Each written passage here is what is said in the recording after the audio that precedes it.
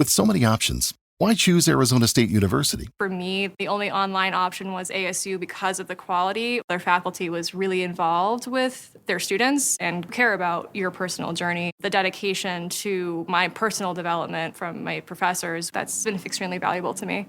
Earn your degree from the nation's most innovative university. Online. That's a degree better. Explore more than 350 plus undergraduate, graduate, and certificate programs at asuonline.asu.edu. These days, everyone has a cell phone. I mean, everyone. Now, I want you to picture this. You have a medical disorder, and you're outside walking really, really slowly. And suddenly, you drop your phone. And by the way, it happens to you all the time. But due to your disorder, you're not physically able to pick it up. What do? What if you had a support dog that could pick it up for you? In today's episode, Maria Ikenberry joins me. She's the founder of Eyes, Ears, Nose, and Paws. Now, I love this name. And of course, me being me, I keep hearing lions, tigers, and bears. Oh my, wait a minute, I digress.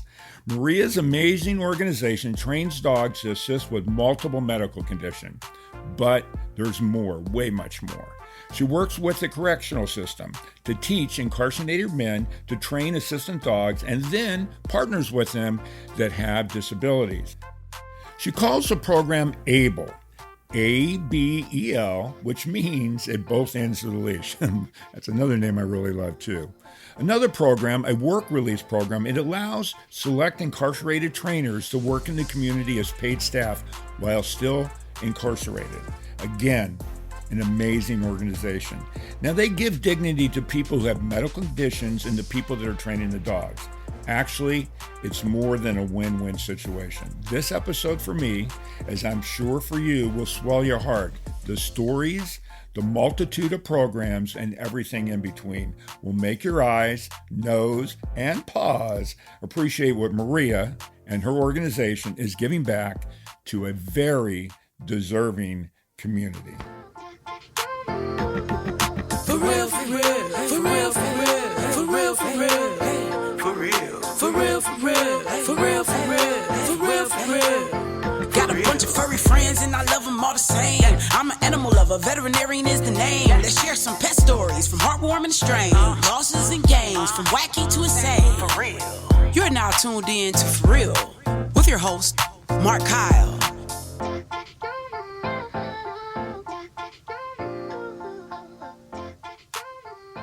And welcome back to the For Real podcast. Today, I've got joining me the executive director and founder of EENP, and I'm going to let her tell your name. This is Maria Ikenberry.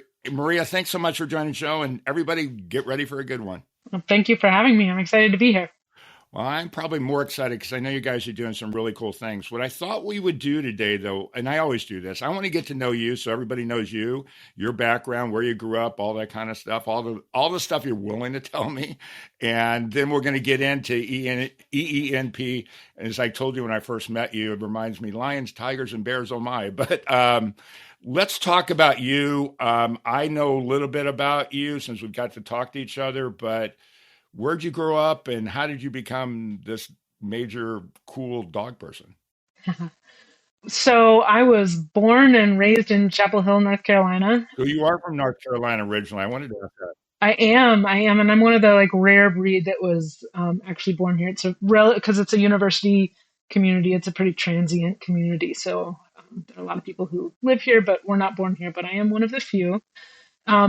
And I did go away for college, but then came back as I'm the youngest of all the siblings in my family. So the older ones were starting to have kids as I was in college. And so I came back because I really wanted to be around for them to grow up. And it's a great community. So I've stayed here the whole time. So our nonprofit is in Hillsborough, which is like 10 miles away, quite near Chapel Hill. I want to talk about your major, though. I was looking at your major because I'm trying to figure out how that relates. Physics is that's a big word anyway, so it's scary for me. But yeah, how did they get there? Oh, gosh. This is one of those goofy stories, like when you're 20, this makes sense. And then in retrospect, you're like, well, what was I thinking? But, when I was in college, I had no idea what I wanted to do after college, right? Some people come in and they have an idea of a career path, and I really didn't know. And so out of that, I had this idea that, well, if I'm not going to have a major that kind of supports a career path, then I should just go ahead and major in something that I will never teach myself once I am out of college. Yeah. And out of that came physics. It was a great department. I went to Bryn Mawr College, and shout out, it's an amazing physics department. It's a very small department, but extremely supportive of women in science. And That's cool. and they encouraged me very much to major in it, and had really great, fascinating intro courses. And so I did that, but I did it without any expectation that I would move into physics after college. And in fact, I didn't. I've done nothing with physics since then. Yeah, but that's such a challenge. So were you a big science nerd when you were growing up then? Because physics is a big, big thing. Yeah. I mean, and it was, I will say that in retrospect, there would have been much easier majors for me to have. Oh, absolutely.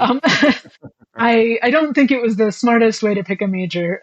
But yeah, I mean, I guess maybe more of a math person than a science person. I'm a big math person. I still to this day love to crunch numbers and run my spreadsheets. So computer science might have been an even better major for me. But I have always been science oriented and STEM oriented. You know what, as I'm sitting here thinking about that, the thing is, if you're math and physics and all that, basically what you're doing now is similar. It actually correlates because you start with a problem and you have to find that solution, and your steps you have to go about that. And I know your program you've got a lot of really cool things. I'm not going to tell anybody because I want to save that for later, but that's kind of what you're doing. Yeah. You're starting with, even with people with special needs, they've got a problem and you're going to find a solution for them. Mm-hmm.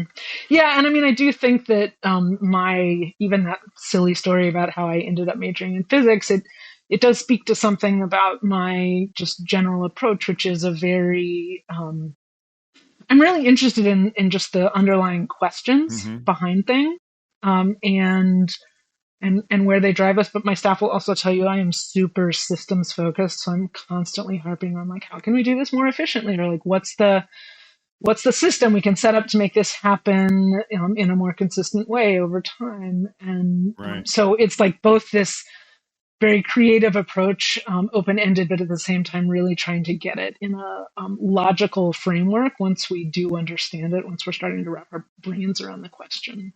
That's cool. So you do physics. What's the next step? And I want to, first of all, were you always an animal person growing up too? You grew up in a big family, so you guys, I'm assuming you had pets? I was, but this one's going to surprise you. I was a cat person more than a dog person. I mean, I was an animal person of all kinds, but I was and actually still am a cat person. So I have a cat that comes to the office with me every day. He lives with me at home, but he comes into the office, and we call him, he's the professor of small animal socialization here at work. So he helps our dog get used to having cats in the house. Well, I wonder where he got that from. But in any case, yeah, I have always been an animal person. There was a brief time in my childhood when I flirted with the idea of being a veterinarian. Oh, okay. Well, you always go back to your roots at some point anyway. So yeah. Anyways, next step from college, you take some other classes. I mean, I haven't asked you this. I just based on doing my homework. Well, so I mean, as I said, the reason I majored in physics was because I had no idea what I was going to do after college. So Me either. I ended college still having no idea what I was going to do after college. And I thought I might go out west and live somewhere where I could do I did a lot of backpacking, like expedition level backpacking. Maybe go somewhere out west where I could be outside all the time.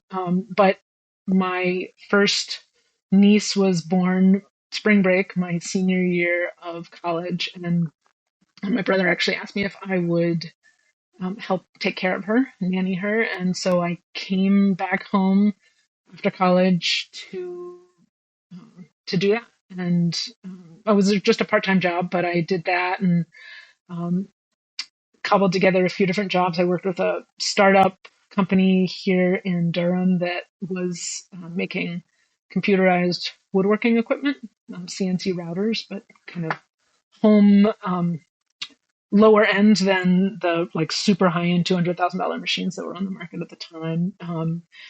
And did that for a few years, really enjoyed it. And then I also started working as a coach for adults with attention deficit disorder, which, I think that's much, I don't know if better understood is really the right word phrasing for it, but, it's much more accepted now. But at the time, it was a pretty new thing, thinking about adults having attention deficit disorder. So there were a lot of people, a lot of adults saying, oh my gosh, my kid was diagnosed with this. And like now so much is making sense about my own life. And so I was doing a lot of work, helping them strategize around ways to get done what they wanted to get done, to accomplish what they wanted to accomplish, to have a good framework for the way their brains worked. So I did that for a number of years, and I also managed some rental property. I was piecing things together. But then out of that grew this nonprofit. I mean, I guess it didn't grow out of that. It just sort of popped out in that time frame. Yeah. So how did that happen? I mean, obviously you're in all these different places. It's funny because, as I mentioned, I'm extremely ADHD, and some family members are as well. And the way the world's met up, it's not everybody's a round peg. I was kind of a square peg in Ron Hole trying to fit in there. Mm-hmm. And by the way, have you read the book? There's a guy here, I'm in Austin, but there's a guy that wrote a book called Mustangs Make the Best Horses. I have not read that. Yeah. So it may be just, he's got a local thing or something, but it really, as a parent of having somebody that was diagnosed with basically what I have, which I was never diagnosed, but I self-diagnosed, I can guarantee it. Uh-huh. It really was really interesting saying, and that, of course I want to believe I'm a Mustang anyways, but the reality is it's really cool because as we mentioned, we've talked a little bit about earlier, it's just having a different perspective and looking at things at the end of the day and figuring out how to navigate that. Yeah, absolutely. So back to, I told you I was going to bounce, back to, what was the transition? How did it happen? I mean, obviously you got this cool organization that's been around for a long time now. So how did that happen? Yeah. So, I mean, I guess like stepping back, outside of work, starting in about, I guess it was 2000, my partner and I started volunteering with local search and rescue. So entirely volunteer work, and she trained her pet dog to find people who were lost. In our area of North Carolina, it wouldn't be urban search and rescue, but it's not like wilderness search and rescue where you have people out in national parks. It's people who wandered away from a nursing home, or a child who wandered away from their home.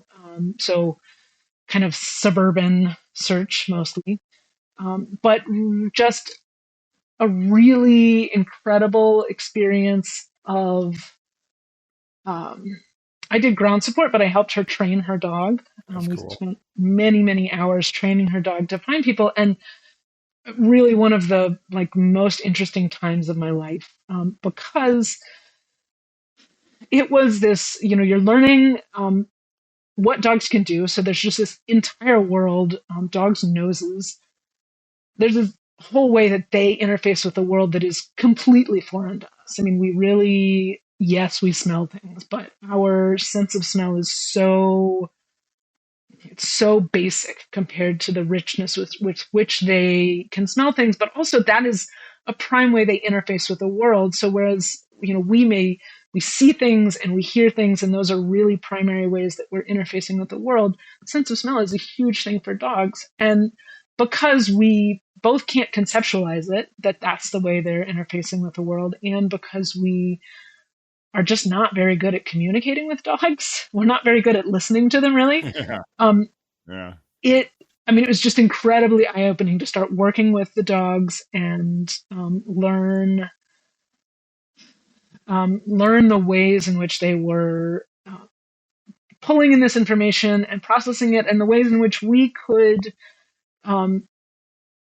learn from what they were saying. But also, I think, some of the most interesting stuff I learned in that time was the ways in which we could influence their interpretation of it. And maybe most powerful for me was realizing how we could kind of shut them down from pursuing what they knew perfectly well. Like, that person is over there. Naturally. But, just in the way we position our bodies, or, give them really pretty small cues, we could influence them not to take us to what they knew was going on. Right. So there's this real partnership between people and dogs in that, even though like you're using the dog's nose, the dog is doing maybe what you would call the really heavy lifting of the relationship, but we have the map and the context and we know what we're looking for. And so we have to take what we know and guide the dogs really intelligently to get us the information we need without giving them misinformation that causes them to misguide us. So it's this, I mean, it was a really cool crash course in what dogs are capable of and how intricate the relationship between people and dogs is. So that, like starting in 2000, we did that, and we did that for a number of years, but that's kind of what grew the idea for the nonprofit. It grew out of that. Was there like an aha moment? Like, aha, we could do this. This would be cool. So That's how I do it. yeah, at the time, she was an electrical contractor, and she was well aware that she probably didn't want to be an electrical contractor all the way to retirement. So she was kind of looking at, well, what would I want to do next that I would want to do all the way to retirement? Yeah.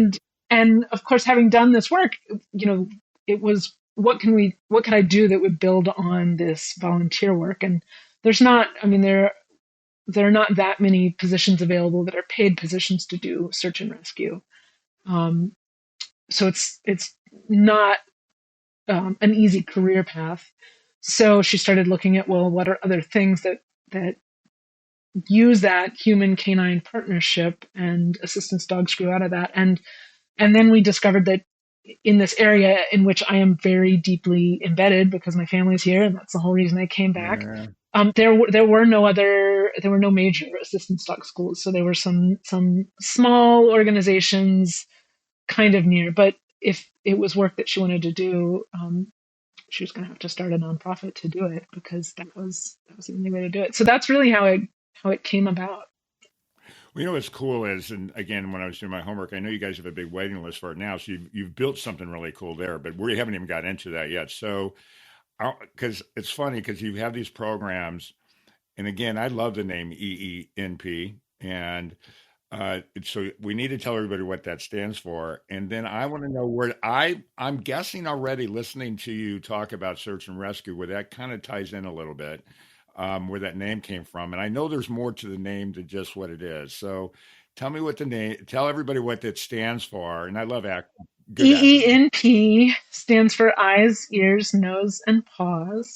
And the name really grew out of just this kind of the fullness of the ways that dogs, right? Well, dogs and people, right? Like, but right. The senses and the ways that we're interfacing with the world, right?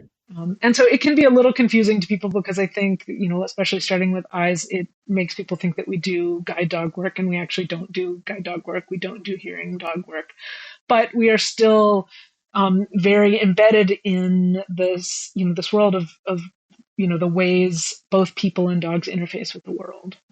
Yeah. Well, it's funny. I'm back to the sensory thing on the nose thing, because I think their nose is 100 times stronger than ours. Their sense of smell, I think I think that's the number, but it's a big number, right?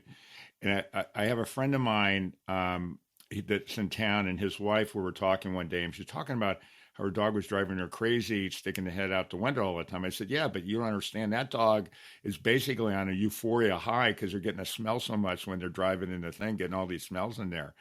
And she literally, I ran into her just recently, and she goes, ever since you told me that, I so appreciate my dog now, and I completely think in a different way like that, which is exactly kind of in a very small way what you guys are doing too, which is really kind of cool. It's awareness as well, I guess. Yeah. No, that understanding that that's so important to dogs is, I think, it's key to having a respectful relationship with your dog. So, I mean, with our volunteers, with our clients, like, we talk about dogs needing sniff breaks. So our dogs they spend a lot of time being very, very good dogs. Right. But they also need to just be given permission to go interface with the world with their nose and sniff stuff. So Yeah. you may be going on a walk, but sometimes you just need to stop and let your dog smell stuff, because that's really fundamental to the way that it is experiencing the world. Well, it's funny. As I was walking my dog this morning, and she's part hound, so it'll tell you everything. Yeah. And the entire time, her nose is on the ground, sniffing everything. And I think because the weather's changed here, every time there's a lot of wind, she's happier. I can just see her whole sense of nose. I can watch the difference in personality when it's windy out because she's getting more into her nose or whatever it is. It's crazy just to watch her when she's doing. But this morning, her nose was on the ground the entire time, like she, like almost like in the movies, the way you see a hound, and totally doing that. So I get it totally. Mm-hmm. For real, for real, for real, for real, for real, for real, for real, for real, for real. This one's for all you cat owners out there. Now, most of my life, my family's had cats at one time or another. Now, for me, the only negative thing about cats, well, it was that stinky litter box. But guess what? BoxyCat has solved that problem. Now, just think. No more stinky litter boxes. But let's talk about that. BoxyPro, pro as in probiotics. Boxy's probiotics actually stop the bacteria that causes odors, and that means infinite days of having an odor-free litter box. You still got a scoop, but again, none of those stinky odors. Now, my son and his family, they use Boxy for their cat Donut, and let me tell you, nobody's holding their nose in their house. So if you want to stop holding your noses, get Boxy at BOXIECAT.com, and you can get a 30% discount if you use the code BoxyCat.com/for real. That's BOXIECAT.com/for real. And let's get some fresh air back in your house. I earned my degree online at Arizona State University. I chose to get my degree at ASU because I knew that I'd get a quality education, they were recognized for excellence, and that I would be prepared for the workforce upon graduating. To be associated with ASU, both as a student and alum, it makes me extremely proud, and having experienced the program, I know now that I'm set up for success. Learn more at asuonline.asu.edu. And we'll be right back. As a pet lover, did you know your pet can benefit from the incredible healing power of stem cell therapy? Prep Therapy offers a groundbreaking solution taken right from your pet's own blood. Say goodbye to joint pain, arthritis, kidney and liver conditions, and more. They'll experience faster recovery, increased vitality, and extended quality of life without the need for surgery or harmful drugs. Put the wag back in their tail and discover Prep Therapy today at PrepVet.com. Save 10% with promo code FurRealPodcast, covered by most pet insurance. Okay, so let's keep going. So you guys just start to do this thing, and how did the direction go? And why don't we, at this point, let's talk about everything you do. And I want to start, because I know you do a lot with puppies, and I want to talk about how that works into everything you guys are doing. And let's just really dig into it and have some fun with it. Okay. Well, I mean, I guess maybe I'll just step back and say that our like super brief mission is partnering people with dogs to improve lives. So we work with dogs, and without being too, the dogs are important and they're real beings, but on some level to us, they're tools. We think of ourselves as a human services organization, even though we are working with dogs primarily, because our goal is to have not just the dogs' lives be improved, but the people's lives be improved, and improved dramatically by the partnership between the dog and the person, whether it's during training or after placement. So the way that we enact that mission is that we work with the correctional system to train assistance dogs, that we partner with people who have disabilities. So we teach incarcerated men to train these assistance dogs, and then we partner them with our clients who have either some kind of mobility impairment that the dog can support, or who have a medical condition that changes in such a way that the dogs can alert to it and help that person manage their medical condition. And then we provide support for those partnerships through the lifetime of the placement. So that's just the overview of what we do. Yeah, I mean, there's so many. I mean, I can tell we could talk for about this for days because I'm already got Yeah. a hundred questions in my mind. But let's talk a little bit about the program of incarceration. But I want again, I know you all your dogs. You start with them as puppies first. Is that generally what it is? Yeah. So most, not 100%, but the vast majority of our dogs are actually born um, at our organization. So they are purpose bred for assistance dog work. We're members of a breeding cooperative of schools throughout the world, but our our group is in North America that train assistance dogs, and we pool our resources so that we can really make the best decisions about breeding dogs in a responsible way that produces healthy dogs that are great for this work. And so for the first 8 weeks after they're born, they are living in like with their litter and with the mom in a volunteer home. And we have groups of volunteers that come in, and the dogs get really intensive early rearing that's focused on safety, health first, and then good early socialization that promotes resilience and confidence in their rearing. At 8 weeks old, those dogs are then ready to leave the litter, and so they go into a volunteer home. So each dog goes into a home that has just one of our dogs in it. We call them young puppy trainers. Most schools call them puppy raisers.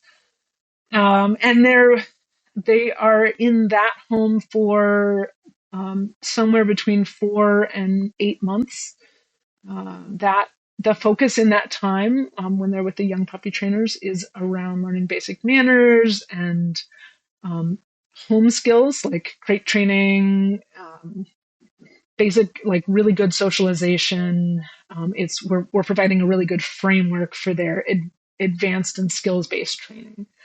So let me interrupt. I want to interrupt real quick. So just so people understand, not I can't just call you up and say I want to be one of these volunteer trainers. You probably very vet them. I'm assuming you probably have returning people. I know Guide Dogs for the Blind does the same thing, right? So they start with them, they have them there, and they eventually go to school, and then they go to whatever they're going. But I'm sure you have probably a pretty good format what they're doing, organized. This is kind of what we want to make sure that they're doing prior to that. Nat, can you dig into that a little bit? Yeah. So there is an application process, Right. and just some basic requirements. You have to be able to do these things in order to become a young puppy trainer. For us, one of the bigger ones is that for the first 8 weeks of that time, the puppies are coming into our office pretty regularly. So it does mean that volunteers have to live close enough to us that they can bring the dogs to us 3 days a week for what you could think of as puppy kindergarten. And in fact, we do work with Duke to do some of the puppy kindergarten for some of our dogs. And so that's a key one, is that they have to be close enough to be able to participate in that. And there are weekly classes and weekly assignments. The classes do tend to focus on, again, that framework for just a solid dog in the home. So housebreaking and crate training and being okay with being left alone. Those are some of the key focuses in that first period of time. I never thought, I haven't asked this question before, but I'm sure it's true. One is there's a major cost investment for these dogs to do that. It's not inexpensive because you have all the training in that.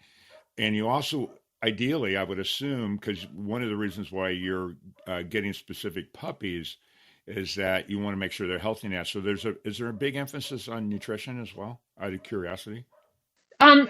Yes and no. I mean, we have, we only use co-trialed foods.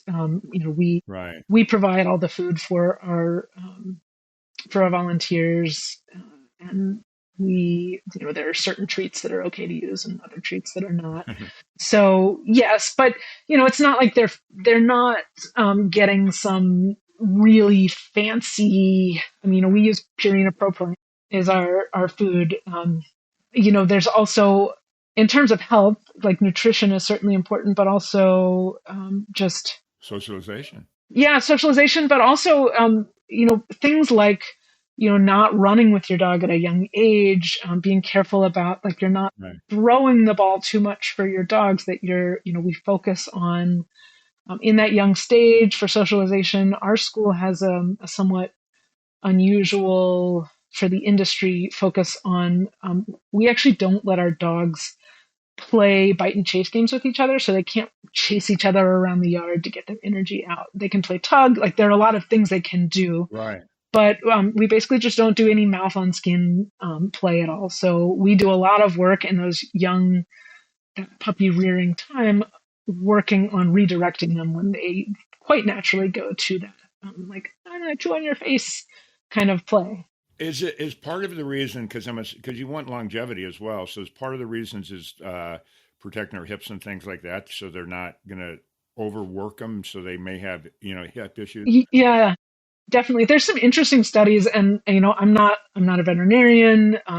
Despite my background in physics, it's not like I can do an amazing job of reading a study and giving you this incredible summary. But there's some really interesting research out there about how the early rearing environment interfaces with development of hip dysplasia, elbow dysplasia, Hmm. and that there are some kind of just like regular use of stairs at a young age has a pretty negative correlation with development of dysplasia in dogs, and a very significant one. It's not just this minor difference.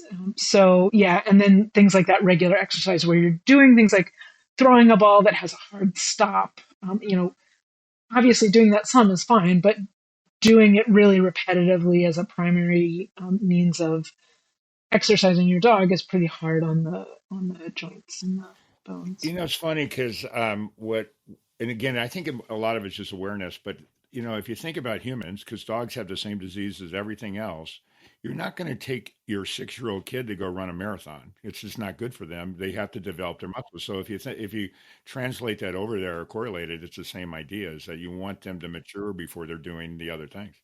Yeah. Well, I mean, I remember I told you I used to do a lot of kind of expedition backpacking, and I remember when I was in high school, I remember one of my friends' moms like didn't want them using a frame, like a backpack, Right. because they thought it would be bad for their spine. I have no idea whether it would or would not have been, but it's very much a correlation that your body is still developing, and you want to treat it well Right. as it's developing, so that it is in the best condition possible for the longest Right. time in your life. So yeah, very much related. Okay, so you've got the puppies you're training. We're doing this stuff. Now let's talk about all the different things you're doing. I know you've got the ABEL program, and you can get into that, whatever direction you want to go, because you've got a lot of. Yeah. And I want to talk about medical alert. And I want to talk about everything. So whatever you want to go, let's go there. So I did the puppy rear, like the litter phase and the young puppy training, but let me just take you through kind of how a dog moves through our organization, because I think it touches on the various aspects. Perfect. So at no younger than 6 months old, it can be somewhere like 6 to 9 months old, those puppies go from the young puppy trainer home into training in prison. So this is where we are working with the correction system to train the dogs. Each dog, they are living in prison. They're not kenneled in prison, so they are actually living in the cell. Right, in the whether it's a cell. So one of our programs has individual cells, another or two more are dorm based. But whatever the setting is, the dogs are sleeping in a crate by the trainer's bed, and they're going most places in the prison with the trainers. There are just a few exceptions. They're not going into the showers with the trainers. They're not going into the chow hall with the trainers, but they're going most everywhere else on the prison camp.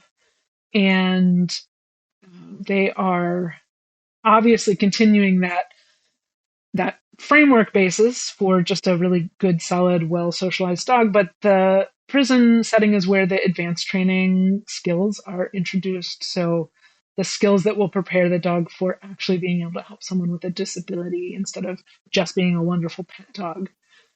Quick question: is it are they only have one trainer? I've talked to some people that do it in female correction things, and oftentimes they have like 4 people that are on the dog. Is it just one dog with your guys' program? One trainer, I'm sorry. That's a two-part question. So for every dog that's in the prison, there are 1.5 trainers. Okay. So basically, That'd be the half. for every 2 primary trainers, there's 1 backup trainer. Is really the way we think Okay. about it. So 3 trainers for 2 dogs, and 2 of them are the primary assigned handlers for the dog, and the other one is supporting those teams. So providing some, when the trainer needs to go take a shower or make a phone call or just do something that's not focused on the dog, the secondary handler can take them. And the secondary handler is also available to step in if for some reason a trainer needs to leave the program unexpectedly. So that's the part A answer to your question. But the part B answer is that all of our training with our dogs is really focused on a team. It's the concept of it takes a village to raise a child. Sure. It takes a team to raise an assistance dog. So we 3 times a year, every 4 months, we change up trainers.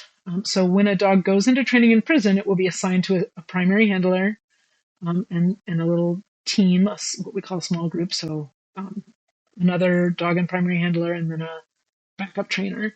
And for the next 4 months, those are the trainers with that dog. But after 4 months, it will rotate to a different handler. So in its time in training in prison, that dog may have 2, 3, 4 different primary handlers, depending on how long it stays in training. So what's the reasoning behind it? And let me ask you and tell me where I'm wrong, and then get it to me because I got to jump to the mic. Yeah. One is in my, and let me finish my thought process because I'm not even sure what it is, but at the end of the day, one is that you want the dog to get used to more people, I'm assuming. 1. 2 is, are you worried about the attachment that the inmate may have with them too, that they get too attached? Because when I was reading and doing your homework, I know there's a week that they come out of prison for a while. And they're probably really sad because now they got their best friend and all that. Is there a lot? Is that part of it? Or is it just because they have multiple trainers, so they're adapting to more people and learning maybe somebody's better at a different skill than the other one is, or is it a combination? Yeah, I mean, there are, I think there's several reasons. And I mean, that is one of them. I think ultimately at 1.5 to 2 years old, our dogs are going to graduate a client. They're going somewhere else, right? They're not staying with this person forever and with the trainer forever. And so if they already have some practice transitioning between people, then that is going to make it easier for them. Easier for the dog, sure. So that is one part of it. It is also makes it easier on the person if they have had they've had a little more practice with that.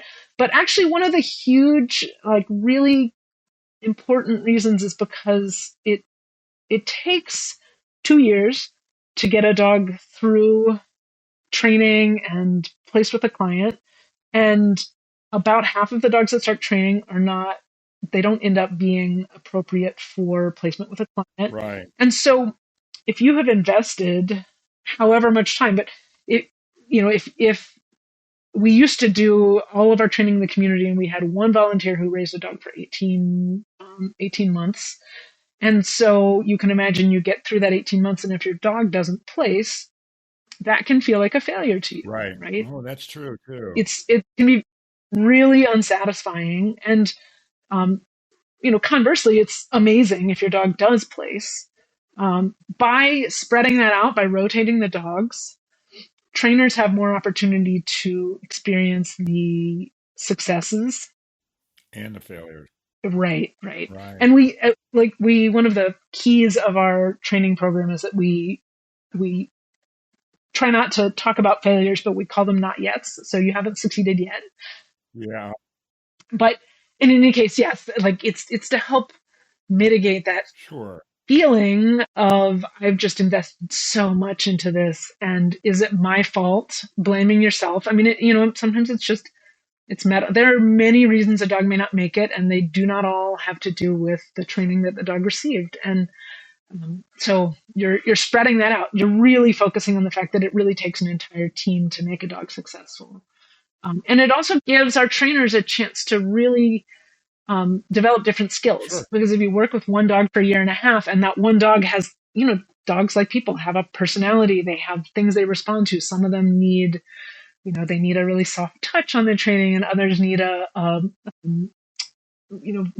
it's almost like you needed to beat them over the head with a concept, right? Like Yeah. they respond really differently. But if you spend all your time developing one skill set, then it can be very jarring to start working with another dog after that and realize it's just a very different dog.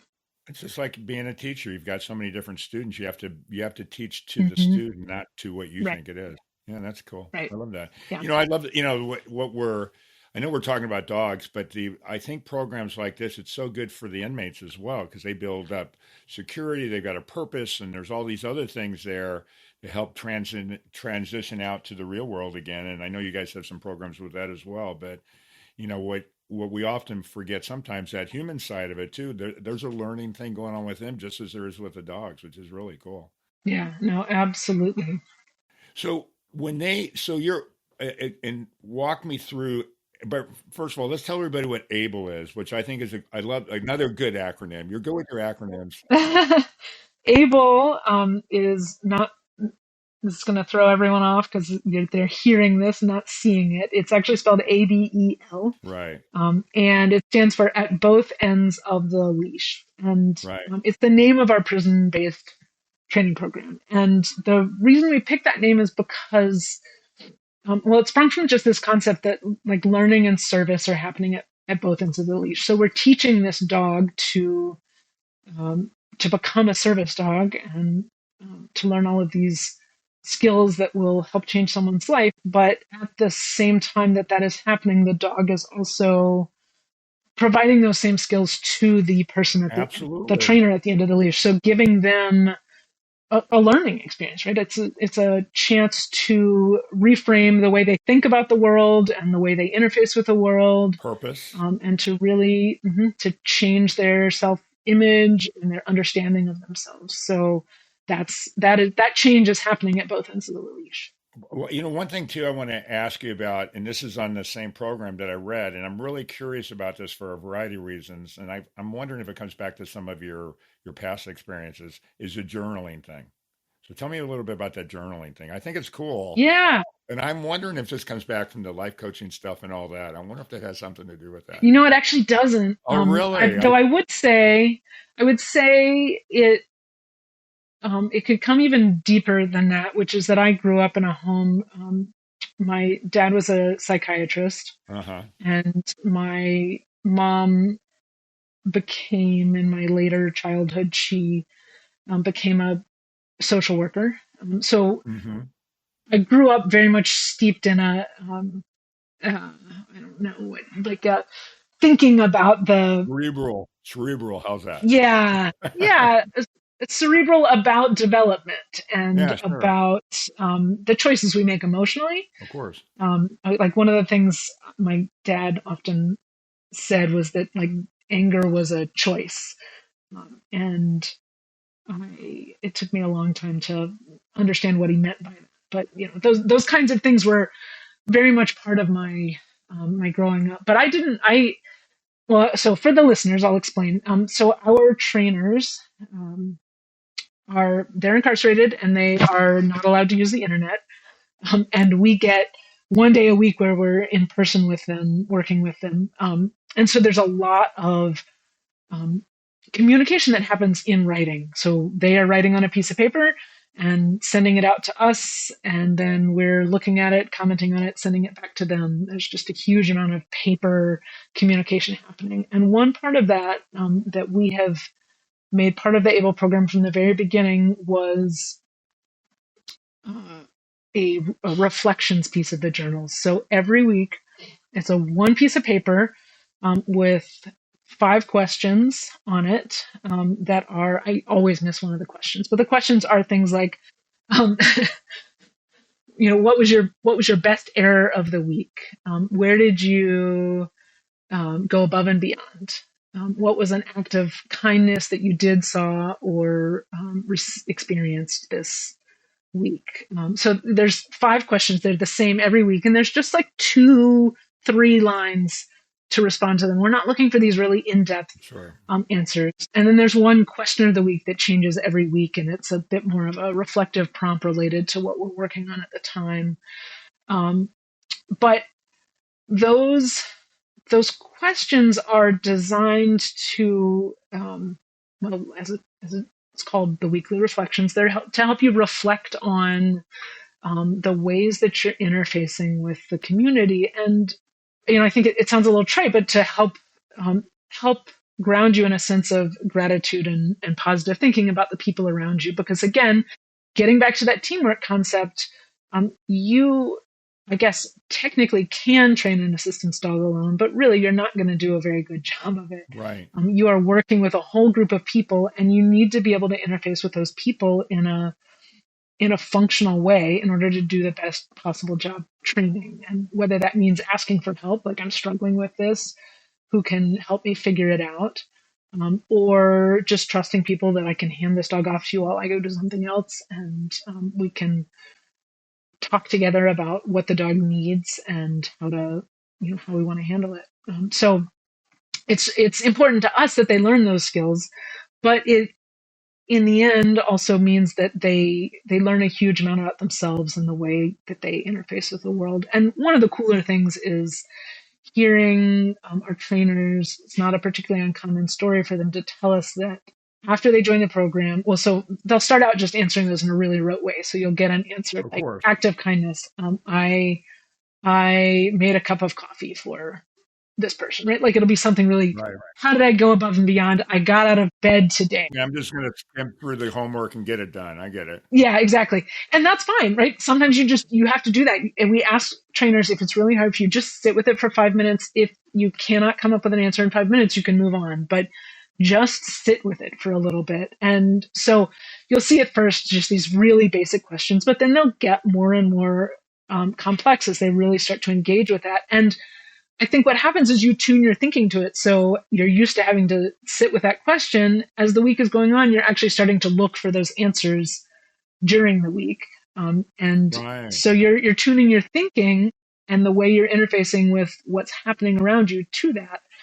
And it makes a difference. So our trainers will talk about how their relationships with their children outside of prison, so which those relationships are largely existing in phone calls, how those are changed by this new way of thinking. So instead of being critical and saying, why didn't you do that? Or you need to do this, and like trying to give instruction, they will start to ask more reflective questions about like, well, what happened? And so then their kids will say how much they enjoy talking to them now, that it'll really change their relationship. Back to your dad, anger's a choice. Yeah. So your dad, what I love about this is that it's a whole approach. It's not just for the dog, it's for them too, which is really, at the end of the day, it's for both of them. And I think especially for somebody that's in there that's probably really angry for being in there at themselves or whatever the roar it is, probably helps them heal as well, which I think is really cool.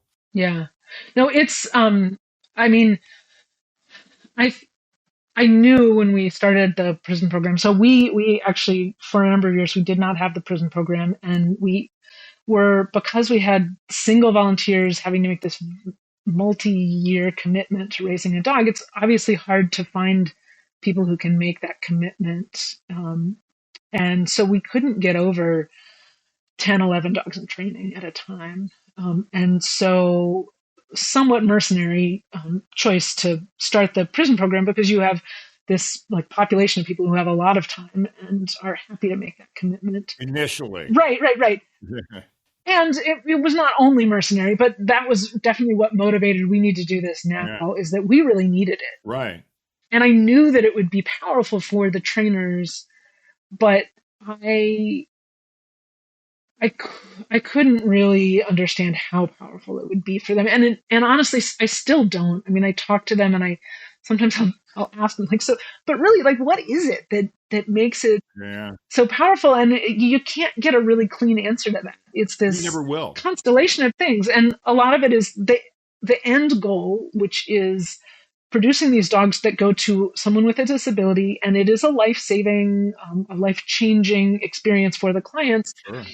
And I mean, honestly, most of us outside of prison don't have easy access to experiences where we can say, oh, yeah, I changed this person's life in this really positive way. But you can certainly imagine that inside of prison, that is an exceedingly rare opportunity. Right. And so the trainers are, they're hungry for that experience, for that opportunity to have an impact on the world that is just so clearly positive, and that they can understand, what they did that made that difference. And so that is a huge part of it. But there's also this less clear part where we're doing this work of creating, I like to call it a micro environment inside of prison, Sure. where our trainers they have the opportunity to practice interpersonal skills that are highly functional in the outside world, but that are, generally speaking, not functional inside of prison. So inside of prison, it is dangerous to be vulnerable. It is dangerous to trust people. It's foolish, right? So if you are incarcerated, you will, in order to survive, you will develop a set of skills that are not skills that help you be highly successful outside of In the prison. outside world, sure. Right. And that's just the way prison is. I think it would be very hard, certainly in our culture and the way that we treat prison, for it to be any different. Right. By having this group of trainers who are all working on the same things and they're part of this team, there's this mini culture inside of the broader prison culture where they get to practice all of those skills that are actually functional in the outside world. So whether they didn't know them or they're rusty because they've been in this other environment, whichever it is, they're getting to utilize those skills in prison, despite being surrounded by an overall environment that is not highly, it's not highly supportive of using those skills. Well, here's a thought. I mean, and it's true. Is you're training these dogs to be service dogs, but they're basically therapy dogs, right? At the end of the day. But Mm-hmm. the cool thing is, even if they're a failure to be a service dog, what they need to think about, they're a therapy dog day one with the inmates. So they're already doing therapy before it starts. Even if they didn't pass it, they did 2 years or whatever the period of time they're there. They've already done therapy. They've been therapy. Now they're service dogs, but they've done this whole thing all along from day one, which is cool. Yeah, 1000%. I mean, Yeah. that's what's amazing. And I think our clients who are receiving the end product of that, for many of them, the fact that the dog was trained in this way is actually really important to them. We have multiple clients who say, well, I chose you because of the prison program. Right. That they feel a remarkable connection to our incarcerated trainers. And I think for many of them, and I never want to make a blanket statement, this is why people feel this way. But I think it's a really common story, is just that our clients with disabilities feel like there's an external force that is shaping their life that they don't have control over. And the dog is giving them this second opportunity at something, whether it's, Right. a second opportunity at independence, living alone, at managing your health, living the longest life you can, a wide variety of things. But it's opening a door and providing this kind of escape from something that had been on some level imprisoning them. And you can obviously see the correlation and how they can really connect to this idea that for the men inside prison, what it's providing them is different. It's not obviously giving them the opportunity to, go to school or to, move away from home. Those aren't the opportunities, but it is still opening up this whole set of opportunities that were not available to them before, and it's letting them reset their thinking about themselves. And so there's, from both sides of that relationship, I think it's really important that the other part is of that party. The other party is part of it for them. Our trainers really care about the clients. I was just saying our trainers really care about the clients and the clients really care about the trainers. And it's a big picture. And, again, I always think everything comes down to awareness. We probably know it. We're just not paying attention to it as much as there. When you start thinking about all the different benefits, there's so many other things that come into it other than cut and dry, service dog for this. We're training a dog and that. There's so much. It's way more deep. For real, for real, for real, for real, for real, for real, for real, for real, for real, for real. And we'll be right back. As a pet lover, did you know your pet can benefit from the incredible healing power of stem cell therapy? Prep Therapy offers a groundbreaking solution taken right from your pet's own blood. Say goodbye to joint pain, arthritis, kidney and liver conditions, and more. They'll experience faster recovery, increased vitality, and extended quality of life without the need for surgery or harmful drugs. Put the wag back in their tail and discover Prep Therapy today at prepvet.com. Save 10% with promo code FurRealPodcast, covered by most pet insurance. Let's talk about all the different things that you guys are training these dogs for, because I want to. One of the ones I know you have the mobile assistant deal and all that. Let's, for everybody that's out there, because there's a variety of different ways. When you think service dog, that's a big term these days. Yeah. And you guys cover a lot more than I realized when I was kind of digging into it a little bit. But let's talk about probably the main areas, because there's probably more, but the main areas, and walk people through exactly how the dogs help people doing that. Let's start with mobile assistant, because that's a pretty big one. Yeah. So we make two kinds of placements, mobility assistance and medical alert. And so mobility assistance is, it's pretty well described by the name, which is that the dogs help with some kind of mobility impairment.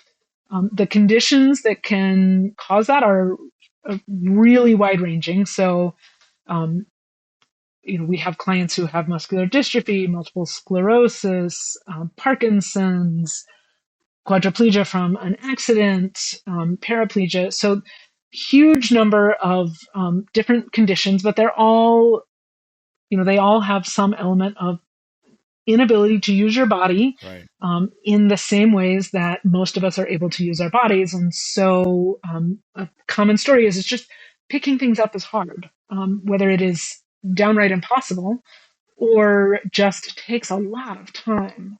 You might have to, if you have cerebral palsy, and you might have to really brace yourself and get in a certain position in order to be able to pick something up. So it might take you an hour to pick something up that I could pick up in 2 seconds.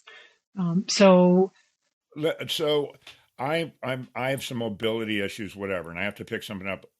It's even like if you drop your cell phone, kind of a deal. And the dog, you're training these dogs to pick up the phone and bringing it to you. Yep. Yeah. Wow. And boy, you can imagine in today's world, that is a crucial skill. Unfortunately. We have a client who has muscular dystrophy. He's I'm going to get this wrong. He's a microbiologist. He got his assistance dog when he was getting his PhD, but he now has his PhD and is out in the world working. But he told us about. So he's very active. He goes out and does stuff. He lived alone. Still does live alone. But he has use of his hands.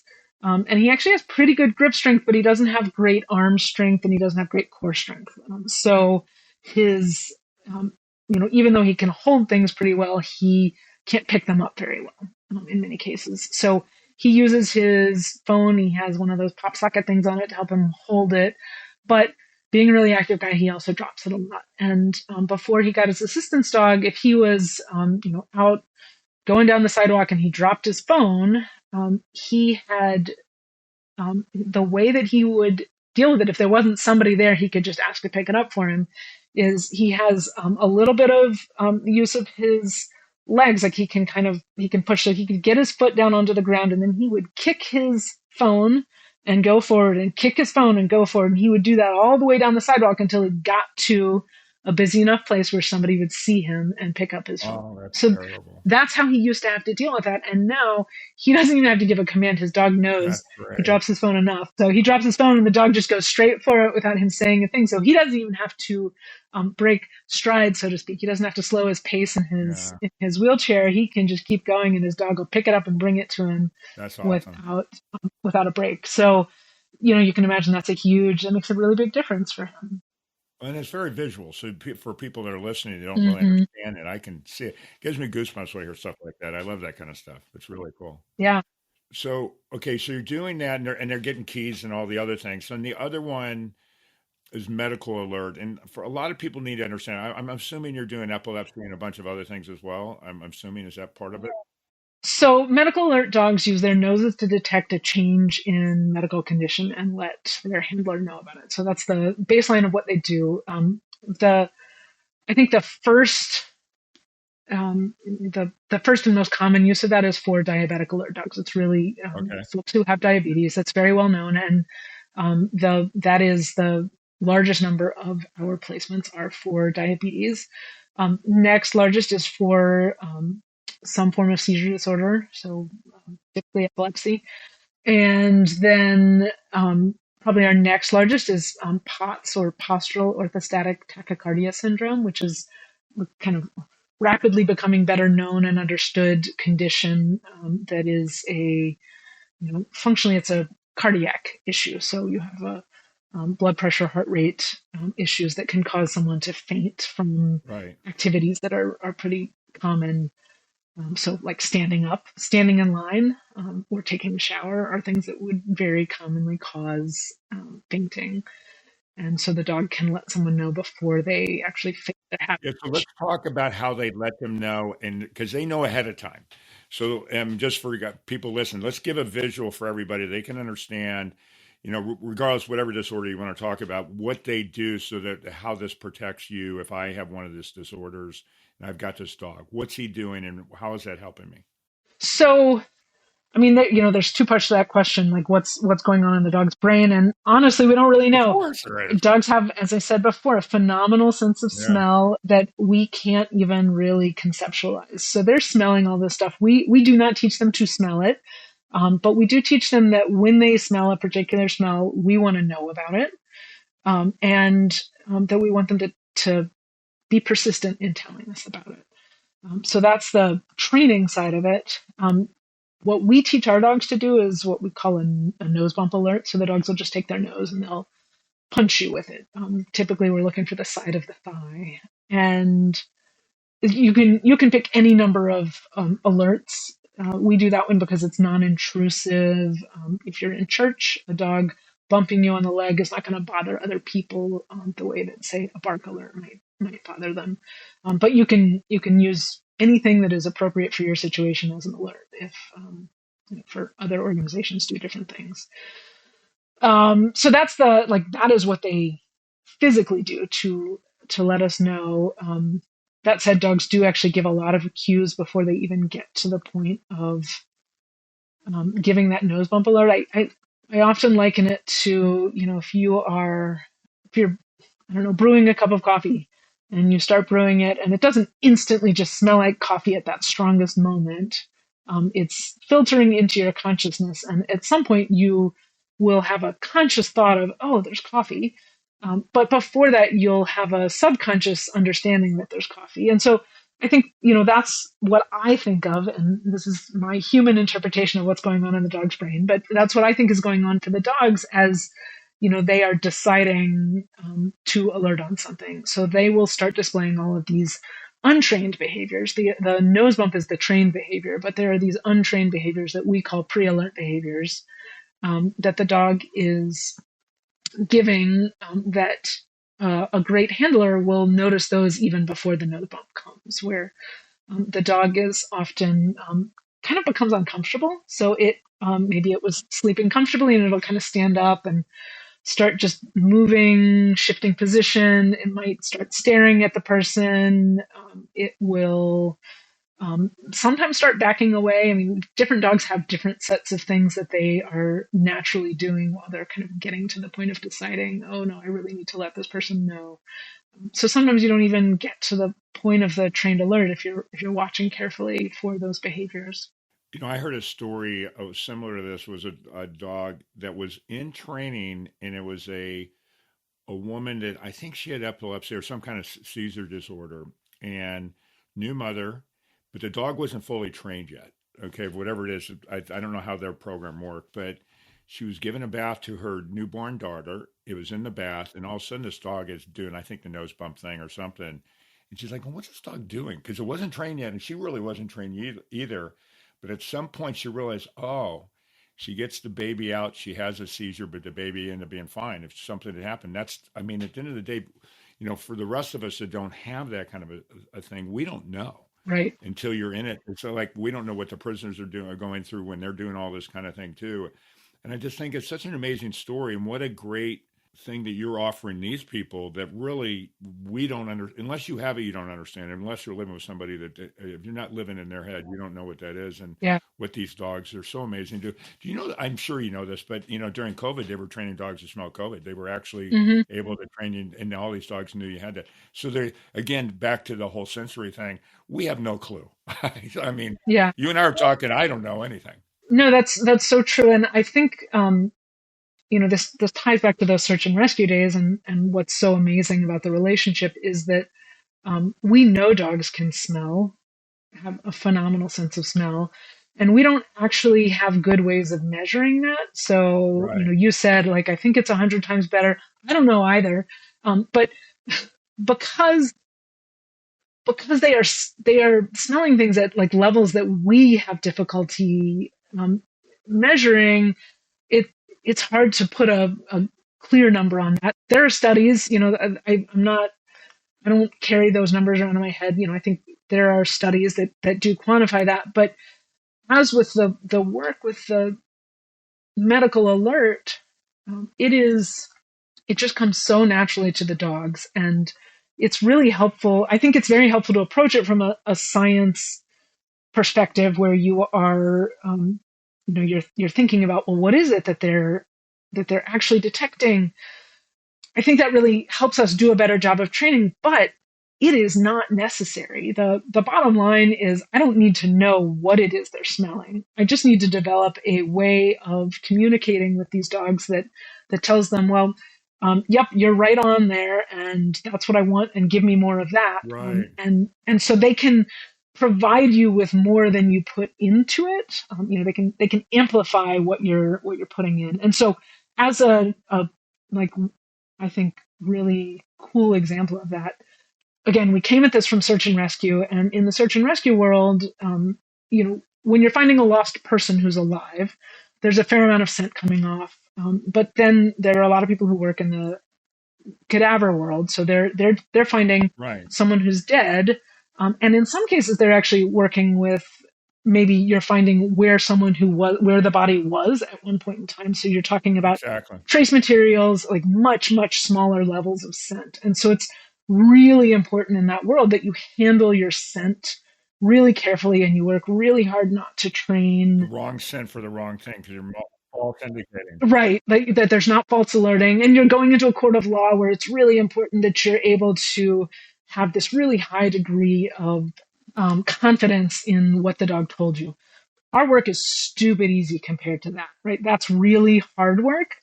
But we came into it with much more this idea that you're going to have to be really careful with the scent, and you've got to handle things with gloves and this, that, and the other. But the truth is, a human in the same room as you who is going through a medical change is just putting off what I have to think of as just a massive volume of scent. And the risks of confusion with that they still exist, but they are very different and much less. And so we started out thinking that, okay, we're going to do diabetic alert, and we train dogs to detect diabetes. And then there was this big question mark around, can we do other conditions? Well, okay, we have to get scent from somebody who has this condition, and train off of that. And we did that a few times, and then pretty quickly realized that the dogs were training themselves. So we now only train our dogs on diabetic sent. We have volunteers who have diabetes that give us saliva samples when they're high or low. We train all of our dogs on that, and we never train them on anything else.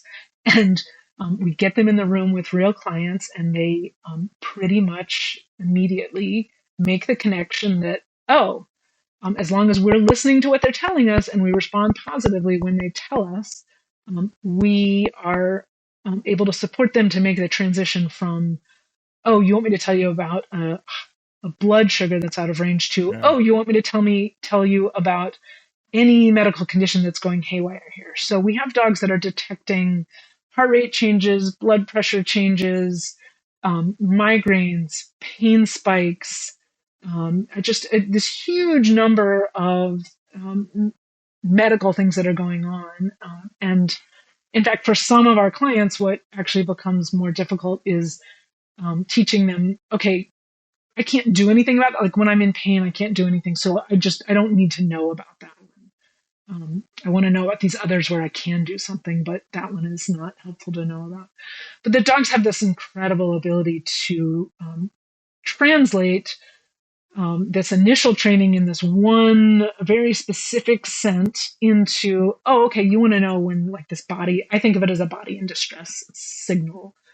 Scientifically, I don't think we know what it is, but the dogs are incredibly flexible, which means that they can also be used to detect conditions that there is no medical technology for. So our clients with diabetes almost all have continuous glucose monitors. Right. They can look at their phone and see what their blood sugar is. The dogs can tell them, the dogs are typically alerting 30 minutes ahead of the glucose monitor, but they have this backup technology. But we have other clients who have no backup technology for their condition, but the dogs can just as flexibly give them really good information about those conditions.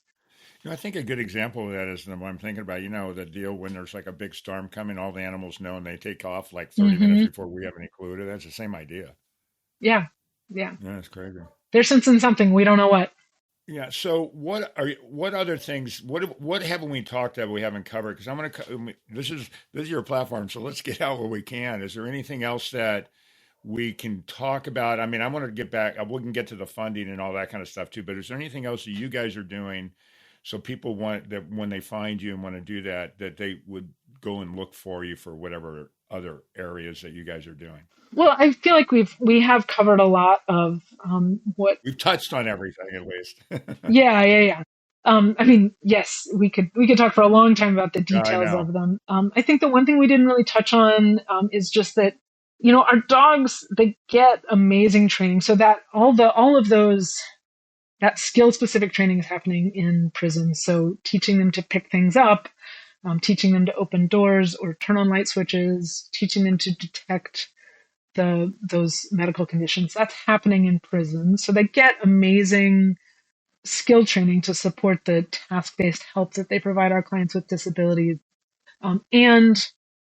And our dogs are not robots. So they come out of that with really great skills, but there is still a really long learning curve for the client with the dog. So once we match the client and the dog, it's not like, there you go. Yeah, it's not like they just got something that worked perfectly all the time. Yeah. As I said, there's a lot of learning, particularly for our medical clients, on listening to the dog. And there's follow-up learning too. Yeah. It's continuous. It doesn't. You don't get a dog and you're done. That's not the way it works. Right. Some of those behaviors I talked about that are the pre-alert behaviors can look like the dog needs to go to the bathroom, right? Like it was sleeping and then it gets up and it seems a little uncomfortable. And the first thing you're going to think is, oh, I got to take the dog to the bathroom. So there's a lot of learning on, trying to teasing out what the dog is really telling you, really learning to listen to what the dog is telling you, learning to communicate clearly to the dog what it is that you want and need.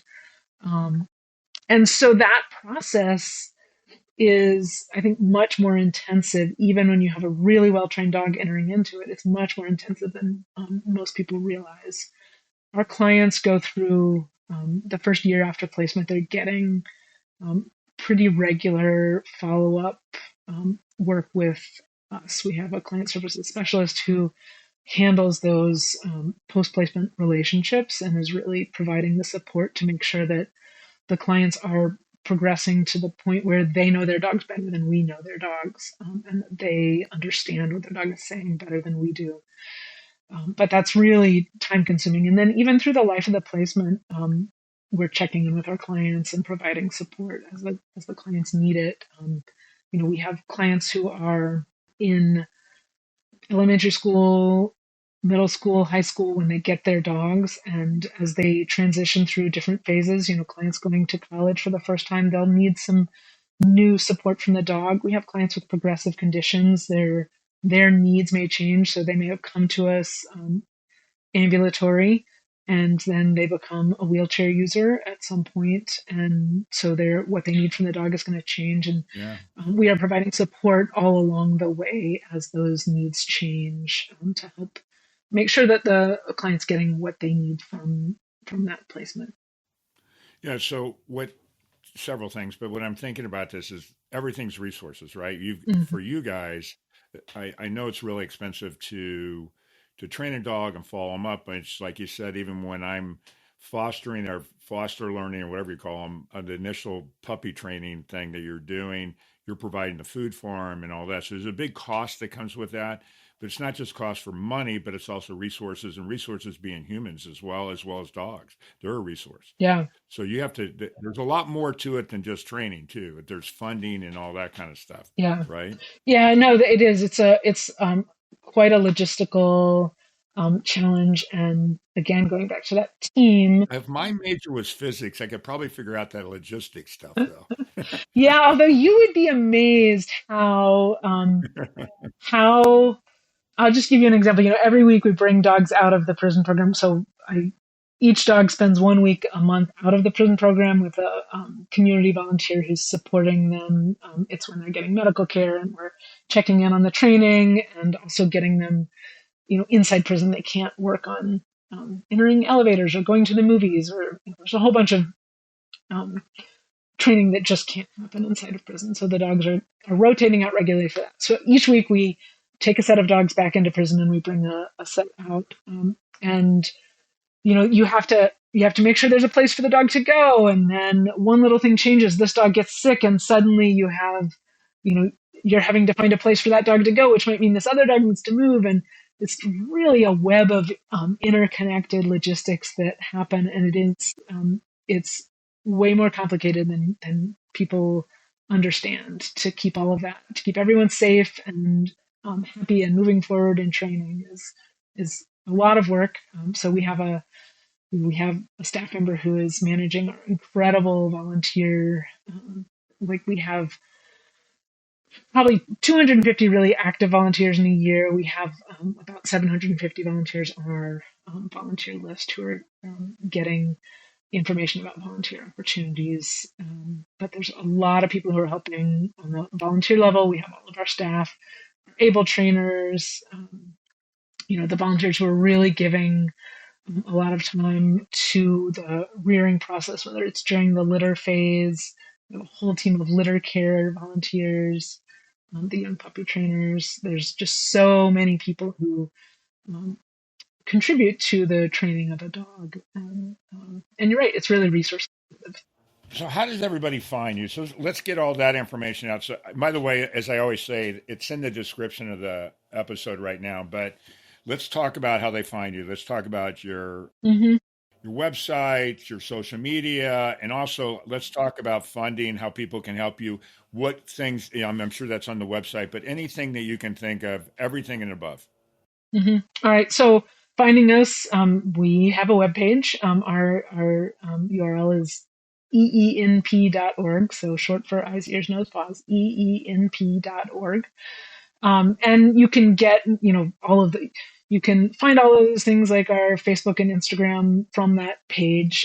You can find our phone number to give us a call. You can reach out to us by email.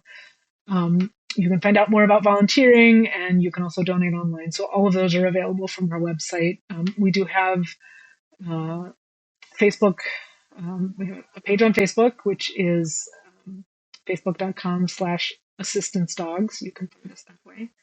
On Instagram, we're at eyes, ears, nose, and paws. And we are you had asked like early on, and I think I shortcut your question about the cost on raising these dogs, and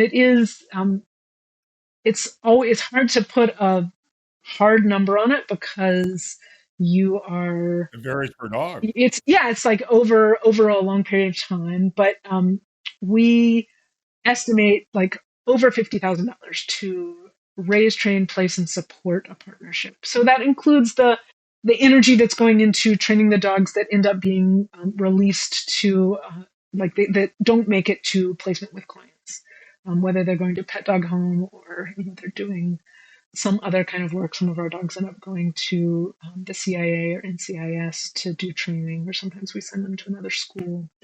But that covers getting all those dogs started, and then the ones that make it to placement, supporting them through the life of that placement.